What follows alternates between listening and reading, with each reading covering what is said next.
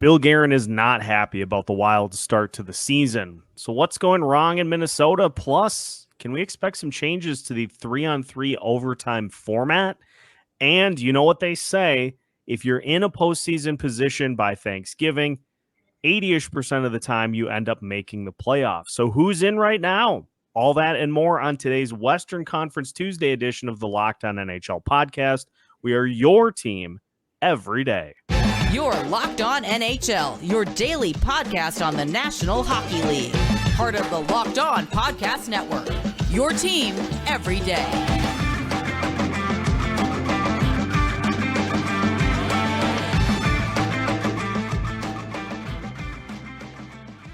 And welcome into a Western Conference Tuesday edition of the Locked On NHL podcast. Again, we are your team every day. Thank you for making Locked On NHL your first listen each and every day.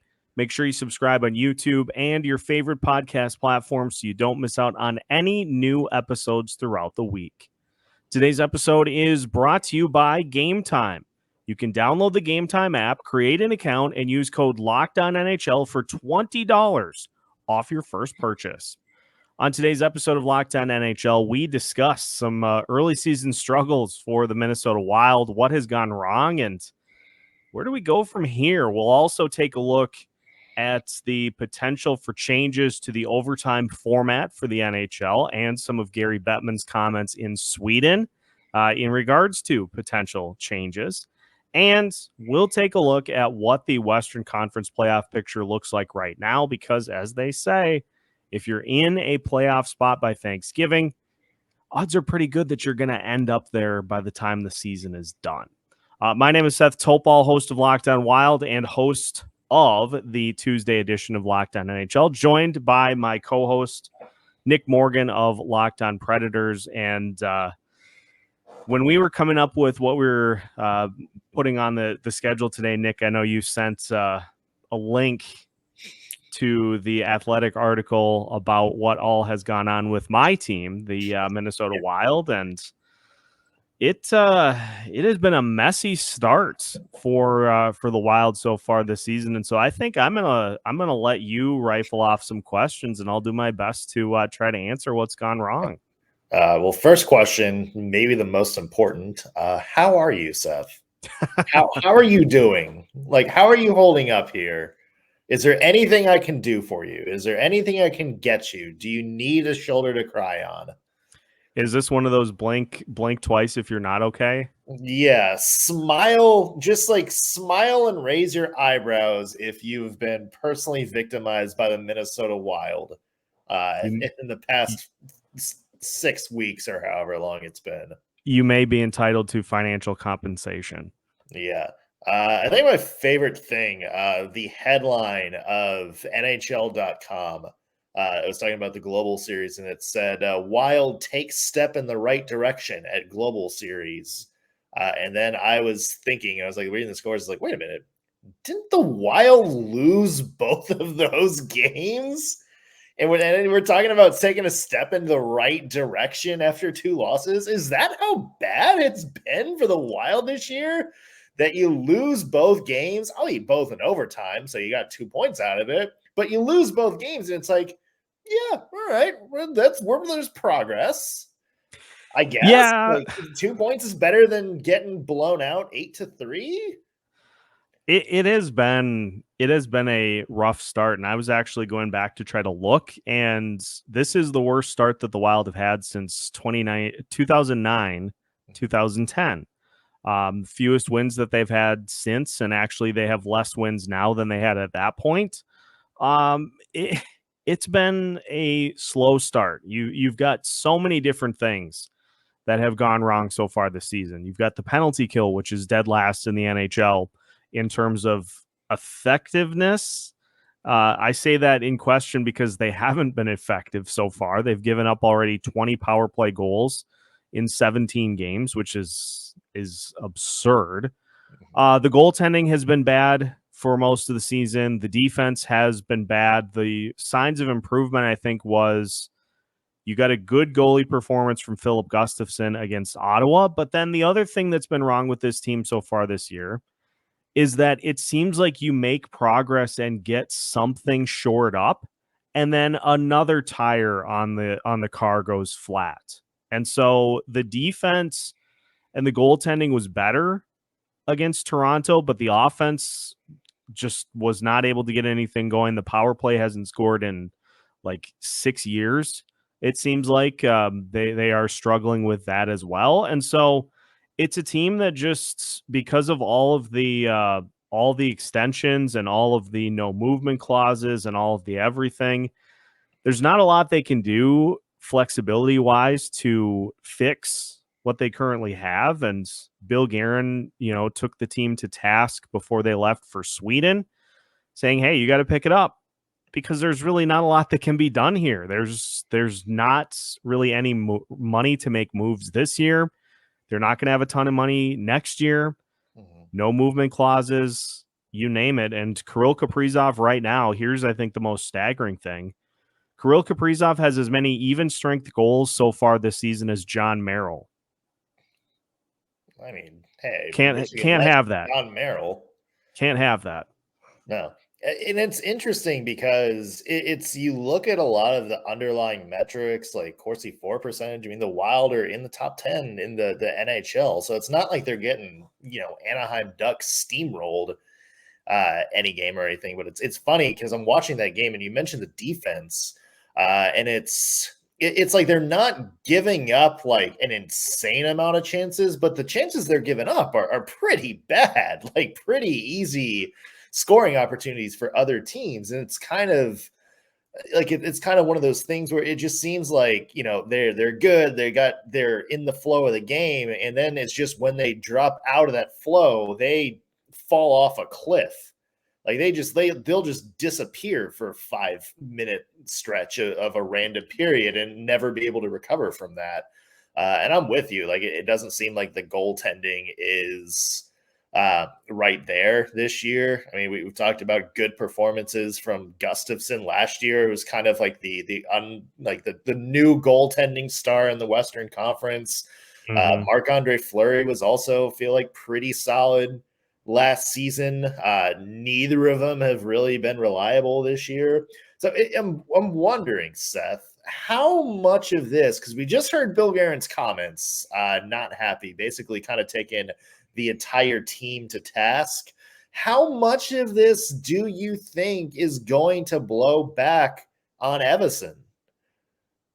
It's funny because there is, I think, a lot more than I thought there would be of people saying, what is he supposed to do?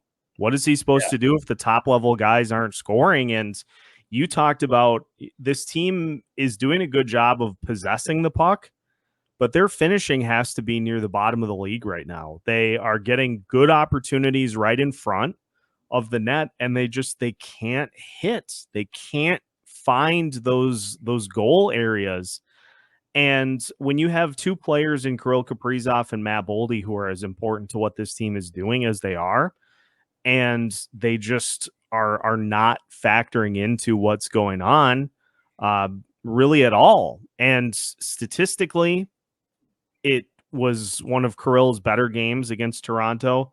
I thought Matt Boldy looked better in the two Sweden games, but you can't have those guys be passengers. And so then, it comes back to, what does a coach do if those types of players just aren't performing up to the level that they need to? But then my counter is some of the things that you see that this team is doing, turning over the puck in the defensive zone, just not doing what they need to do in winning puck battles along the boards, getting pushed off the puck as easily as they are, losing contain. It seems like this team they lose coverage on players so easily, where you have guys that are just completely untouched in one of the faceoff circles, able to get whatever shot they want. And that's kind of where I push back and I say, those are all little detail things that are more on coaching to be figured out. And so it's one part here, one part there, six of one, half dozen of the other. Both are at fault, but I mean, even for knowing that these next couple of seasons were going to be lean, I don't think anybody expected this. No, especially this season. I think a lot of people still thought the Wild were going to contend. And, I will say, you get Jared Spurgeon back, the veteran mainstay on the blue line, the team captain. I'm sure a lot of the disorganization might go away with him back in the lineup. And also Zach Bogosian is there, who I think is also a very capable veteran. So I think there's potential for Minnesota to turn things around. And, like we both said, like it's not like they're last year's Anaheim Ducks or Columbus Blue Jackets where they're just a train wreck every game. They're actually doing pretty good in games, and it's just like 5-minute train wreck that winds up derailing everything in that game. So I do think there's potential for Minnesota to turn things around. So we'll have to see. I'm sure you would like to see some improvement here. Yeah, it'd be nice to be able to kind of flip to the positive side. And I mean, honestly, so far, really the two positives have been Marco Rossi and Brock Faber, and I'll point those guys out as many times as I can. But like beyond that, it's like which leak do you pick to try to plug up? Yeah. There are a lot of them. So yeah, I would very much like to see some improvement here as we go forward, because as we're going to talk about in segment 3 today, it's going to be a little bit of an uphill climb, especially with the benchmark that we will introduce here coming up in the third segment. But first, we're going to talk a little bit about some proposed tweaking to 3-on-3 overtime, and we'll give our thoughts on kind of what should happen, because much to my chagrin, Gary Bettman doesn't think we have any sort of a shootout problem in the NHL. So we'll talk about that and more as we continue today's episode of Locked On NHL after this. Today's episode is brought to you by Game Time. And if you love to live in the moment like I do, you probably have gone through the ticket buying experience the day of an event more than once. And often you find tickets that are too expensive, or worst case scenario, you find your tickets that you purchased for a sporting event, for a concert, for a comedy show, you find that your seat view is obstructed, and nobody wants to deal with that. Game Time is here to make the ticket buying experience as stress-free as possible. They can help you score last-minute tickets with some amazing flash deals, and most importantly, views from every seat in the venue. Take the guesswork out of buying tickets with Game Time. Download the Game Time app, create an account, and use code LOCKEDONNHL for $20 off your first purchase. Terms apply. Again, create an account and redeem code LOCKEDONNHL for $20 off. Download Game Time today.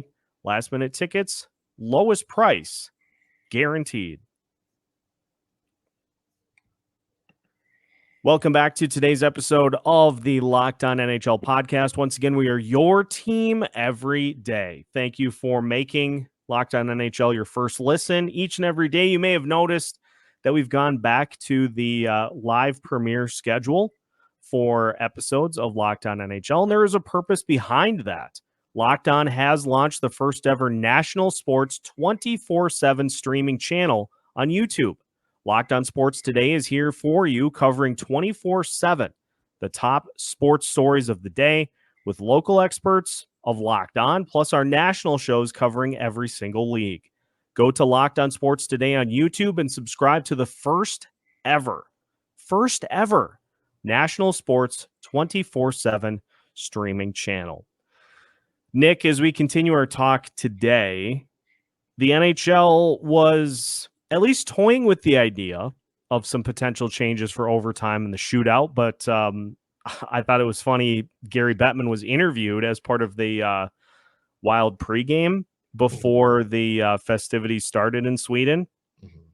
And he said, in no particular order, I think fans still really enjoy the shootout. I don't think we have shootout fatigue. I don't think we need to really do anything about overtime or the shootout. And let me tell you, I curled up in a ball on the floor in my apartment and was like, that's it. This is it. it's done. Like, is he wrong? Because I don't mind the shootout. as somebody who covers a team that has been in like 30 of them over the past 3 seasons, I have shootout fatigue. Yeah. Because here's the problem. This is, I think, the problem is that 3-on-3 overtime could be an amazing part of the NHL landscape. But as it's currently constructed, it essentially is a breather for teams to get to the shootout. Everybody plays so risk averse in overtime. You have stretches in which teams are basically just possessing the puck without doing a ton. And so, like, I think what has been discussed and what probably should happen is get rid of the shootout. Just go 10 minutes of 3-on-3 for the regular season. Yeah. I don't disagree with that. And it's funny listening to Colin Campbell's comments about this situation, because he specifically called out like one specific thing about the 3-on-3 overtime was the play where, like when you get like possession and you're in the zone and there's like the cycle, and then like, the team might defend it well, so all of a sudden you make like the pass back, and all of a sudden you're in the neutral zone again. It's funny that was the specific kind of play that he called out. And I get it, like when you're like a team just kind of trying to hog possession for 4 minutes and get the only chances, and you don't want to lead to the thing that leads to the like giant, like, odd man rush, like the 3-man breakaway we see sometimes the other way, because we know that happens in 3-on-3 a lot. And it's funny, like going to like a 10-minute 3-on-3, like I actually think that would make that problem worse, wouldn't it? Like, if you have like in 10 minutes, like wouldn't you just be like, when like let's say if you get rid of the shootout and it's just, okay, we're doing a 3-on-3 overtime, the first team to score is going to win. Wouldn't that make you more cautious as a team? Like if you're like, if there's an unlimited clock, you're like, okay, like we're not really in a time rush here. We're going to save some time. We don't see anything going, so let's go out and, play it safe until we see our chance for another 30 seconds. To me, that would actually make that problem worse. Unless you Shot do clock? this, unless you do, I've seen that suggested on Twitter too, but here's what I think. Here's an idea that I have seen that I can really get behind. Okay. Is I understand with the way the current point system works, you are rewarding both teams for getting to overtime, which I'm not a fan of. Yeah. Here's what you do. In overtime, you make it winner take all. You get to overtime, and unless you win, you don't get that point. I'll do you one better. Let's just end it in regulation, because isn't that another problem where teams get to 2 minutes, it's tied, and it's like, we don't want to risk it, let's just get the point. 3 points available per game. If you win, you get all 3 points. You go to overtime, both teams get a point, but now you only get 2 points if you win.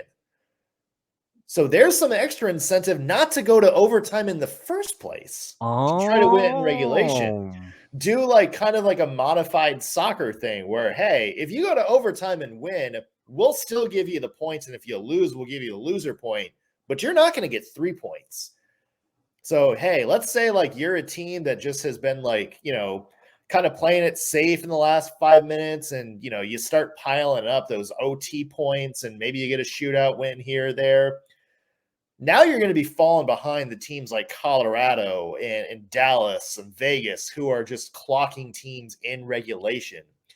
That to me is extra incentive to just go all out and, try to win this thing in the last 2 minutes. That's when I think the last 2 minutes of a game are going to get absolutely wild.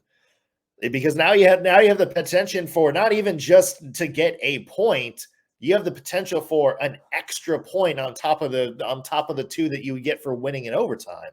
So that to me opens things up more. Final 2 minutes of regulation would be bonkers. Yeah, and that's the point, right? Is to add some entertainment and keep those stretches where teams aren't just sort of playing it safe. Yeah, because we have to acknowledge that is a huge problem in overtime right now. Is exactly like you said. Like, how many times you see it all the time, where a team is trying to attack and the opponent just kind of triangles in front of the goalie, and the team that has the puck is like, you know what? I don't think I like this. And so they just drop pass it all the way back to their goalie and is like, just hang on to this while we get new skaters out here. Yeah. Yeah, like less of that. That would do it. Yeah, we just need to make incentivize winning in regulation. That you are spot on that needs to be the takeaway here, is that winning in regulation needs to be incentivized and rewarded. 100%. Yeah. I think somebody should have been keeping track of the ideas that we come up with on these episodes, because I think if you kept track over a calendar year, just look at how radically different NHL play would be, and it would be better. It would be better all because of us, and we would be the best commissioners ever. Yeah. Co-commissioners. Ooh, file that away for an episode idea. Co-commissioners, what do you do? There we go. Coming up on a week where there's nothing happening. Well, for one of the things that I would do, we won't talk about it now, but one of the things I would do as co-commissioner would be to revamp the playoff format, because reasons. And speaking of the playoff format, who is currently in as we hit Thanksgiving? Let's take a look at some of the teams that are in, some of the teams that aren't, and some of the teams that should be worried. We will discuss all of that as we finish today's episode of Locked On NHL after this. Today's episode is brought to you by eBay Motors. Passion, drive, and patience. That's what helps teams bring home the winning trophy, and it's also what keeps your ride or die alive. eBay Motors has everything you need to maintain your vehicle and level it up to peak performance. From superchargers, roof racks, exhaust kits, LED headlights, and more, whether you're into speed, power, or style, eBay Motors has got you covered. With over 122 million parts for your vehicle, you'll always find exactly what you're looking for. And with eBay Guaranteed Fit, your part is guaranteed to fit your ride every time or your money back. Because with eBay Motors, you're burning rubber, not cash. With all the parts you need at the prices you want, it's easy to turn your car into the MVP and bring home that win. So keep your ride or die alive at ebaymotors.com. Eligible items only, exclusions apply. eBay Guaranteed Fit only available to U.S. customers. And we welcome you back for one final segment of the Locked On NHL podcast. Once again, we are your team every day. Seth, Toupal, and Nick Morgan, talking now about who's in and who's out right now. Who's sitting at the adults table in this Thanksgiving meal that is the Western Conference, and who's sitting at the kids table right now. As it currently stands, here is your top six. Central Division: Dallas, Colorado, and Winnipeg. No surprises really at this point. Winnipeg? Other than Winnipeg. Yeah. Other than Winnipeg. A bit of a surprise, yeah. Who we savaged all offseason. and a couple times this season, too. Sorry about it. It happens. So that's your one surprise in terms of the top three in the Central. In the Pacific, Vegas, Vancouver, and the LA Kings. Vancouver's arguably the biggest surprise in the West, correct? Fair, yeah. I would say based on where they are in the standings, I think that was in a good way. In a good way, the biggest surprise, yeah. Yeah. So those are your division, your top three in the divisions, and then the wild cards are the ones that everybody expected. St. Louis and Arizona. Although, as you pointed out, it is St. Louis with 19 points, and then there's a three-way tie between Arizona, Anaheim, and Seattle. And the reason that Arizona gets in is because they have played the fewest games. Yeah. What I'm So taking yeah, away is the Arizona Coyotes are a playoff team. Shut it down right now. We're going to see Arizona versus Vegas in round 1. And it's going to be lit, and there's going to be playoff hockey at Mullet Arena, and I am excited. which I do believe we also called. Yeah, absolutely. Before the season started. Just like we call the Edmonton Oilers being tied for dead last in the division. Yep, we definitely called the Oilers already firing their head coach and being just a literal oil drum on fire at this point in the season. So I guess if we go through, there are probably 2 out of 4 surprises in terms of the top 3 in each division. Dallas, Colorado, Vegas, and Los Angeles really not surprises. Winnipeg and Vancouver are. So there are 2 teams that, and honestly, like if you look at it going forward, let's just start with those 2.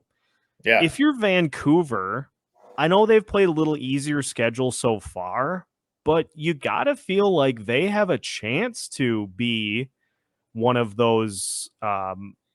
You got to feel like they have a chance to be a playoff team with how they've started so far. Well, as it stands now, they're the best offense in the NHL, and it's not really close. Like they're up by almost 0.25 goals per game over the second place team, which is the LA Kings. And they're also doing gangbusters on the power play right now.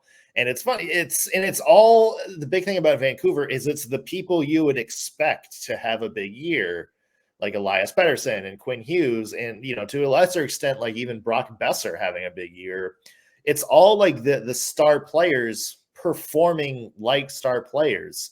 And the big difference this year is also Thatcher Demko looks like the old Thatcher Demko again. Looks like he's 100% back.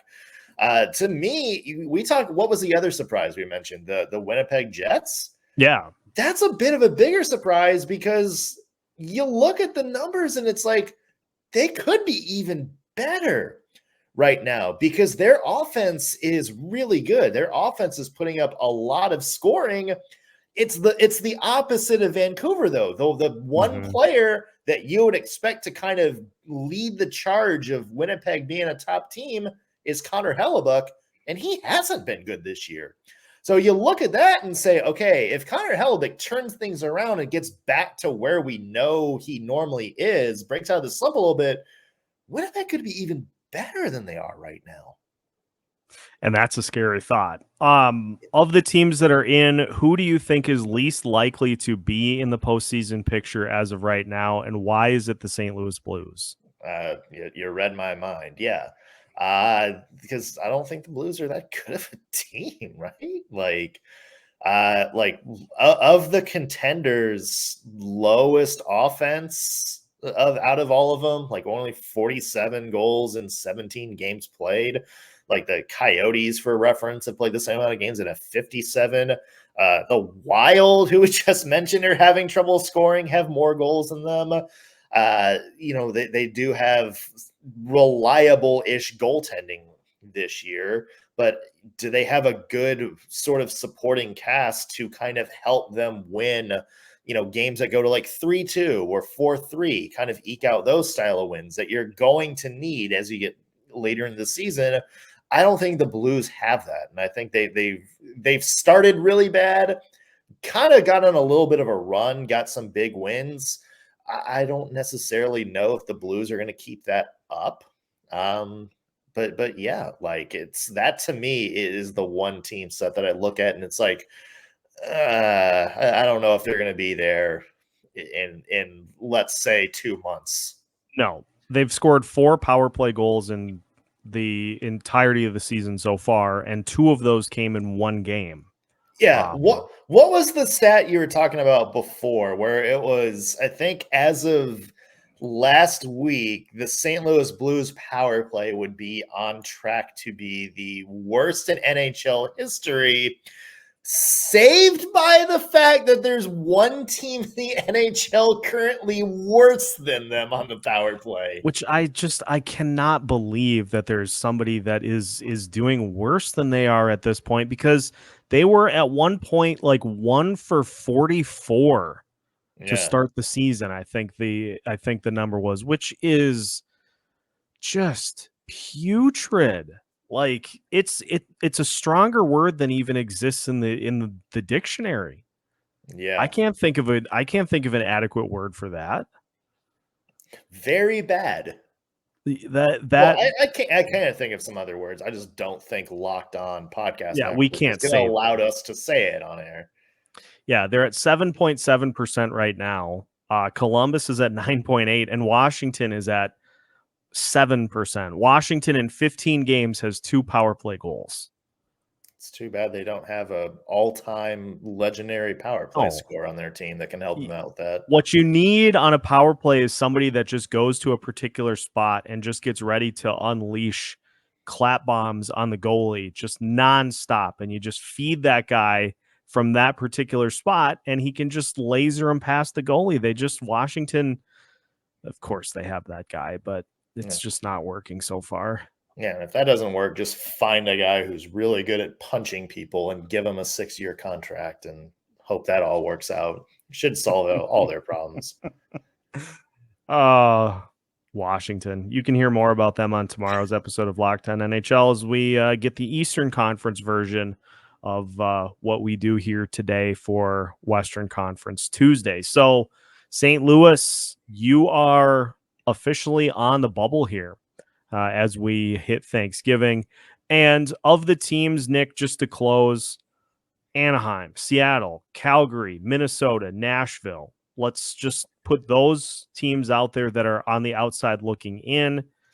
Who do you think is most likely to get it figured out and get back towards the postseason?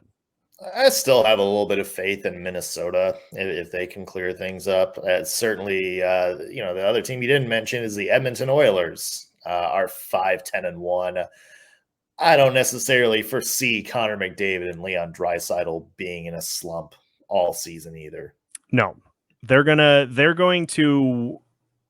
are capable of taking that team through a 10-game stretch solely by themselves and winning them like 7 games. So that'll start to happen.